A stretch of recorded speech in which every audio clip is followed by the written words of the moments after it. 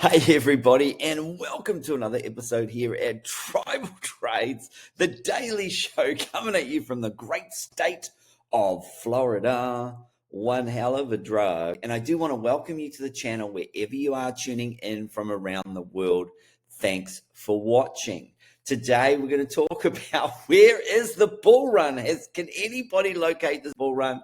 When are we going to see some upside? When is the downside going to finish? How deep is it going to go? We're going to answer these questions and a whole lot more in the show. But of course, before we do that, you know what I'm going to say, if you're a regular watcher, smash the like button. This does help get this channel out to more people and does help support the channel, as does all the incredible comments you all leave in the comment section. Thank you so much. You take the time to write it. I take the time to read it. I'm truly grateful to each and every single one of you.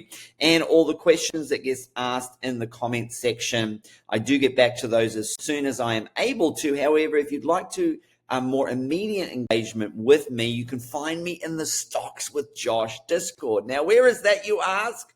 Well, I'm so glad you asked. It's down below in the description of this video. You might have to click the More button, and then that will pop open to description, and then there's some Discord links there, and I'm in the crypto channel there daily. There's a stocks channel, there's a meme coin channel, aka the party zone, although more likely recently it's been more like the funeral zone, as has all of crypto and stocks, of course.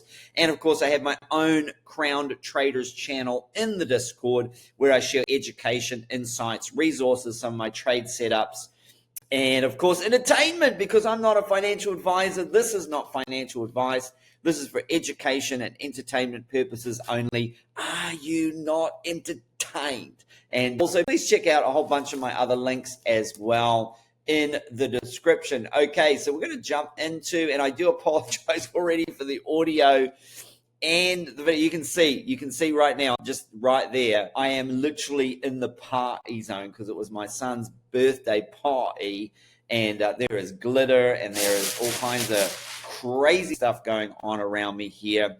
And I got home a little bit late last night, and I just haven't had a chance, and I think he still wants it up anyway, so I'm going to let him have it up and maybe just have to put it up with it for the week, birthday week or something. So yeah, I do appreciate all your patience there. If you do see some glittery, crazy lights and stuff and crinkles, that's what it is. Okay, I'm going to do my best to push on with all the distraction.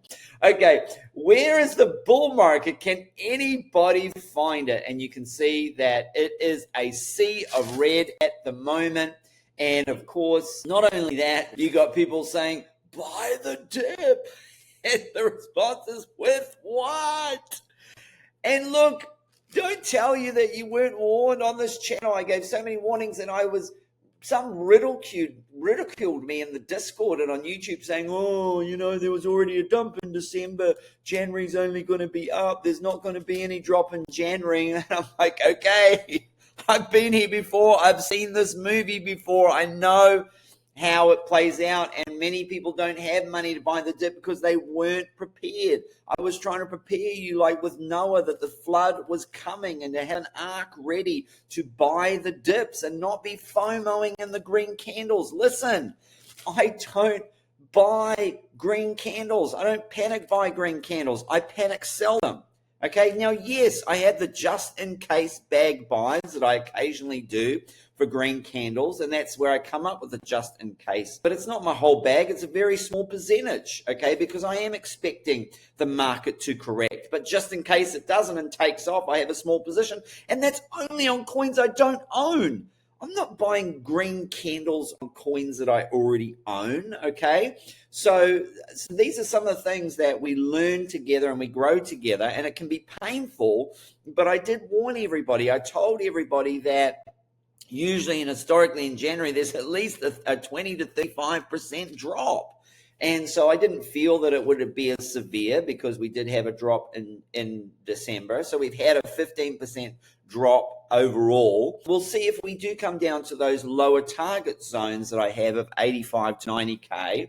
And I do think alts can continue to experience some pain, of course, and we'll look at that in a moment as well. But of course, as I say, you know, when others are fearful, I'm greedy. And when I see people start to ask a lot of fear on my channel comments and in the Discord, that's kind of a bottom signal for me. I'm thinking that's my fear and greed indicator, my own personal one. Someone in Discord said that there should be a fear and greed indicator for YouTube and Discord and Twitter. And really, you can just see it out there. And so if you don't have the money to buy the dip, it's likely that you weren't prepared. If the bull market finished already, and some people are saying that the bull market is over, by the way, which I don't believe that it is. I think there is a 2 or 3% chance, a 1% chance that the bull market is over. Where does that leave you? If that leaves you in a place where you are heavily disadvantaged financially, then you've put too much in the market or you haven't been taking profits on the way up. And I've always told people I'm an aggressive profit taker. When there are big green candles, I'm selling. That's why if the bull market finishes today, I'm not in loss. I'm not even down on my portfolio. Why? Because I took more profit out of the market than I have in. That means that if you put $5 or $10 or $20,000 in the market, and you've taken 20 or 30,000 out and in your bank account, you're in house money. And now, even if all the coins go to zero, you've lost nothing. And this is what I have taught consistently since I started this channel in May, is to be aggressive profit takers. When it is green, to be taking profits, and it is red, to be buying, not buying with the money that you've taken out of the market. You've got to have a balance. And you say, well, with what if we don't have any additional capital? Sure. And so I will always take a portion of the profits and put it in my jeans, but there's a portion that I can use to buy back as well. That's also why I have a HODL portfolio and a swing portfolio. They are on separate exchanges. I separate them. I have a HODL Sui bag that I haven't touched, that I'm up, 500% or so, and I have a swing portfolio that I'm in completely in-house money for Sui. That means that for HODL, I can wait till Sui gets to $7 or to $10 before I take my first profits. However, my swing bag, I'm constantly taking profits. I just took profits at $5.34. I saw a clear rejection there, and then it's come back, and now I've been able to buy back those coins much lower than what I sold them for. Okay, so I did give everybody the warning on this channel. I did give a heads up. If you didn't take profits, hopefully you learn for next time and you don't FOMO in on these green candles. Stop listening to these YouTubers and Twitter people, ex-people that have huge accounts that are paid to sell you things. They're getting payments through the back door to shill you tokens. I never do this on this channel. If I share about a token, I am not paid to do so. Number one, I don't receive any personal payment for doing so. And secondly, if I ever was to, I would clearly disclose that on the channel, that it would be a channel sponsorship. But also I would have to have conviction about that coin. And so I want to make that clear out there for people out there, that you are being hoodwinked by these large accounts that are shilling tokens on you, and they're being paid to do so for the most part. And of course, there are some out there that do disclose payments that they get, and there are some people that won't take payments at all, and I respect that. But I tell you, unless a channel is clearly coming out like mine and saying that they are not shilling anything, they're not paid to shill anything, they probably are, okay? So just be very, very, very careful. Okay, so let's look at some other news here, because we need to jump into the charts as well. Bitcoin is in first price discovery correction. And again, these were things that I showed you, and I've even have it on my X channel. If you go back the last 4 to 6 weeks, every day I've been warning people about the pending drop to 85 to 90K, and we already come down to 91K. This is when Bitcoin was at 108K, by the way. And so it dropped 75% in 13 weeks, 2013. Okay, ouch. I think that's a bit of an outlier. And in reality, actually in January, it dropped later in January. I think this is more like maybe corrections that happened later than the January drop. And then 2017, we had 34% drop, 2021, 30% drop, 31% drop. We're at 15% already. And so 15% is kind of like a dip for ants, and people are freaking out, okay? And maybe you've got too much in the market, number one, or two, you FOMO'd in and bought way too high, Or number three, you didn't take profits when you should have. You didn't take profits. Why not?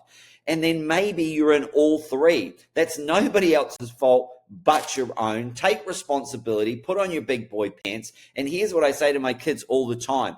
Winners don't whine and whiners don't win. Okay. So, I also have another saying that if you're a singer, sing. If you're a dancer, dance. If you're a trader, I'll add this part in, trade. But if you're a whiner, take the day off. Nobody wants to hear your sad, sorry tale. Learn, take responsibility. I can tell you all the mistakes that I hear other people making, I made in the many, many years ago, and I've learned from it. That's why I have these trading strategies. That's why I have my cheat sheet with buy orders, resistance, and support. I also have all my training videos in there as well. Of course, I have a full education system where I go through all of these principles and all of these things here. Okay. Now, what I would say is if we are still in a bull market and if you don't have any money to buy the dip, you just have to ride it out.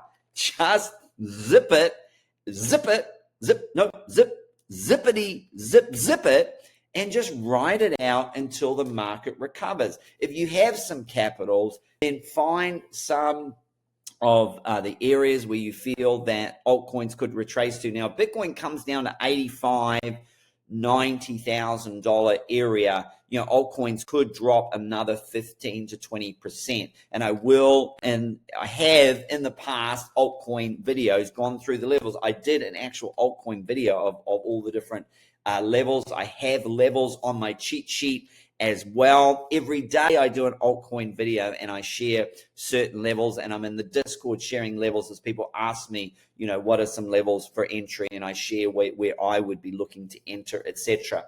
And so it's about finding those levels. Remember, I'm not trying to pick the bottom, because those who try and pick bottoms get smelly fingers. I know that's the worst thing. I hate it, but people remember it, and I hope that it helps people that I'm not looking to time the exact bottom.